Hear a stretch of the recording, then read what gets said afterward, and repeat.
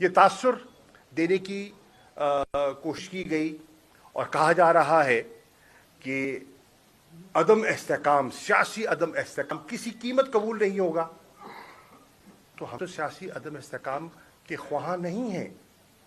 اگر آپ پچھلے 6 ماہ کا جو پولیٹیکل ایونٹس ہیں ان کا مطالعہ کریں تو واضح ہو جائے گا سیاسی عدم استحکام تو اس دن شروع ہوا جس دن ووٹ آف نو کانفیڈنس کی منصوبہ بندی شروع ہوئی، اور پھر آپ نے دیکھا وہ کڑی سے کڑی ملتی چلی گئی، اور اس کا ہماری سیاست پر، اس کا ہماری معیشت پر اثر پڑا وہ آپ کے سامنے ہے.